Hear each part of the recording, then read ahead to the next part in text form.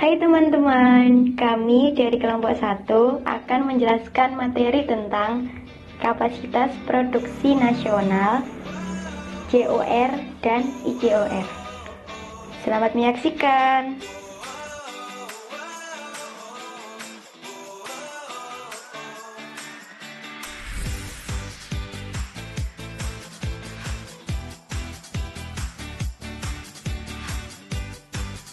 Menurut Menkeu, pertumbuhan ekonomi merupakan indikator untuk mengetahui seberapa besar keberhasilan pembangunan ekonomi suatu negara dan sebagai penentu adanya kebijakan pembangunan selanjutnya.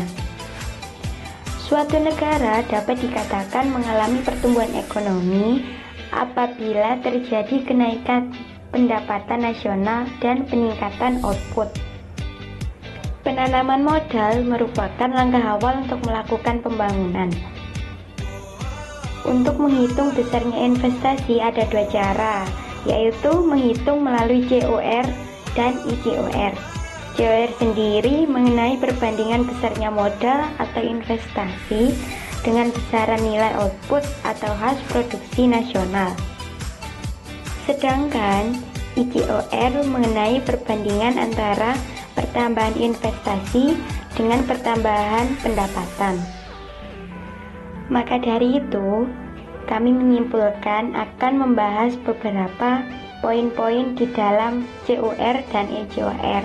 Yang pertama, menjelaskan peranan investasi terhadap kapasitas produksi nasional. Yang kedua, menjelaskan COR beserta nilainya. Yang ketiga, menjelaskan ICOR beserta nilainya. Dan yang terakhir, kaitan dengan teori Domar. Pembahasan yang pertama adalah kapasitas produksi nasional. Bagaimanakah peranan investasi terhadap kapasitas produksi nasional? Investasi adalah aktivitas ekonomi, baik penambahan faktor produksi maupun berupa peningkatan kualitas faktor produksi. Besar kecilnya jumlah barang dan jasa yang dihasilkan tergantung dengan besar kecilnya kapasitas produksi nasional. Sedangkan besar kecilnya kapasitas produksi nasional bergantung pada komposisi, kualitas, serta kuantitas daripada faktor-faktor produksi. Faktor-faktor produksi tersebut dapat dibedakan menjadi 3 macam. Yang pertama, faktor produksi alam.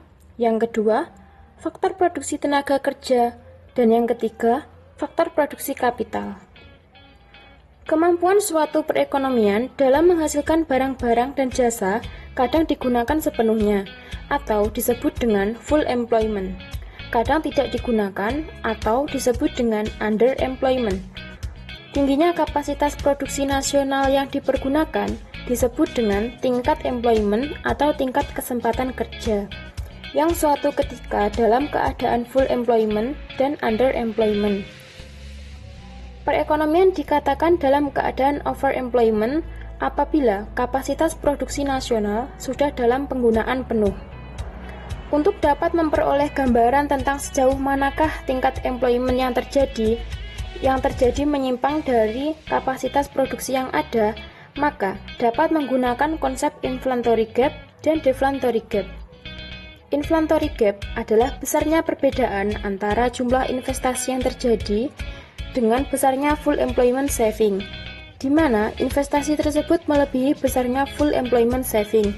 Sedangkan deflationary gap adalah angka yang menunjukkan besarnya perbedaan antara investasi yang terjadi dengan full employment saving, di mana besarnya investasi tersebut lebih kecil dibandingkan dengan full employment savingnya. Contoh soal dari kapasitas produksi. Bila diketahui fungsi konsumsi per tahun C sama dengan 0,75 Y plus 20 MRP dan besarnya investasi sebesar 40 MRP.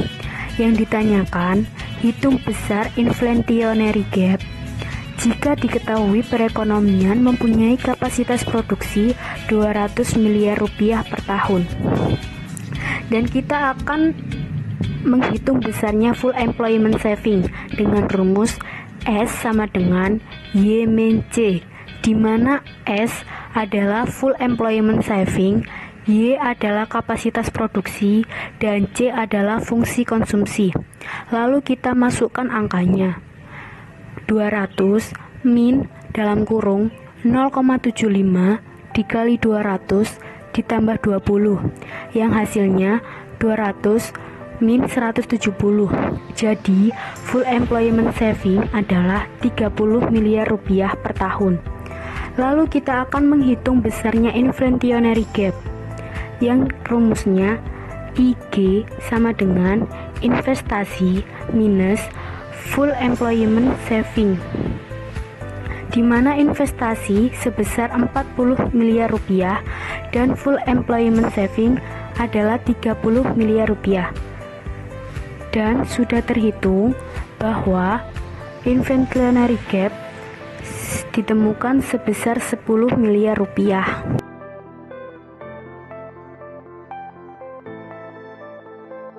Di sini saya akan menjelaskan tentang capital output ratio atau COR. COR merupakan koefisien modal yang menunjukkan hubungan antara besarnya investasi dengan nilai output. Tujuannya agar perekonomian bisa tumbuh dan berkembang dengan mantap. Besarnya COR tidak hanya bergantung pada jumlah modal yang digunakan, tetapi ada juga faktor lainnya, seperti ketersediaan sumber alam, penduduk, tingkat pertumbuhan dan kemajuan teknologi, serta efisiensi menggunakan faktor produksi. COR juga bisa diartikan sebagai banyaknya kebutuhan investasi yang diperlukan untuk mendapatkan satu unit output. Metode perhitungan COR yaitu menggunakan rumus K per Y, di mana K adalah perubahan kapital dan Y merupakan perubahan output. Contoh soal, misalnya pada tahun 2010 pendapatan asli daerah di negara A adalah 8 miliar dan produk domestik regional brutonya sebesar 15 miliar. Maka COR yang diperhitungkan sebesar 1,875 sesuai menggunakan rumus yaitu 15 miliar dibagi 8 miliar ditemukan sebesar 1,875.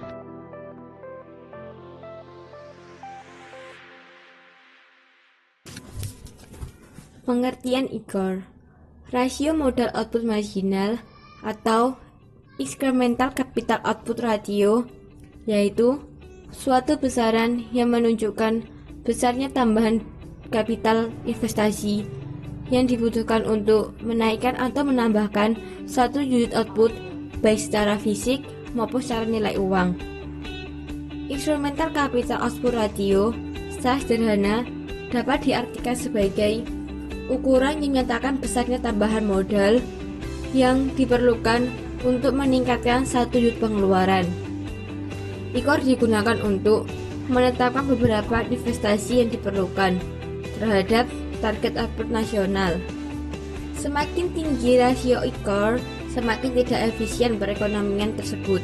Artinya, penggunaan anggaran pembelanjaan pemerintah tidak menghasilkan output yang optimal atau produktivitasnya rendah.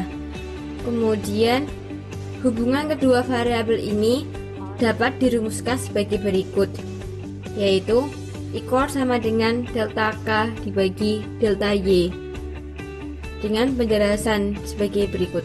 ICOR sama dengan nilai dari instrumental capital output ratio, sedangkan delta K adalah penambahan modal dan delta Y adalah penambahan pengeluaran.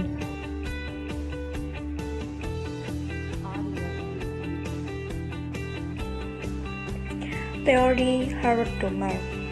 Teori pertumbuhan Harrod-Domar dikembangkan oleh dua ekonomi, yaitu F.C. Domar dan R.F. Harrod-Domar. Jika tabungan dan investasi masyarakat rendah, maka pertumbuhan ekonomi masyarakat atau negara tersebut juga rendah. Hal ini bisa dijumpai pada negara maju dan berkembang. Masyarakat di negara maju merupakan masyarakat yang memiliki investasi yang tinggi yang diwujudkan dalam saham dana reksa, indeks, dan bentuk investasi yang lain. Pemerintah Indonesia berpijak dalam teori Harrod-Domar sampai membuat suatu lembaga, yaitu penanaman modal nasional, karena langkah ini dianggap sebagai langkah strategis untuk pertumbuhan dan perkembangan ekonomi. Dalam teori Harrod-Domar, untuk menumbuhkan suatu perekonomian diperlukan pembentukan modal sebagai tambahan stok modal.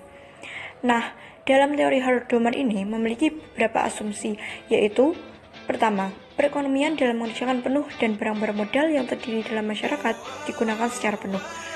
Kedua, perekonomian yang terdiri dari dua sektor, yaitu rumah tangga dan sektor perusahaan, berarti pemerintah dan perdagangan luar negeri tidak ada. Dan yang ketiga, besarnya tabungan masyarakat adalah proporsional dengan besarnya pendapatan nasional, berarti fungsi tabungan dimulai dari titik nol.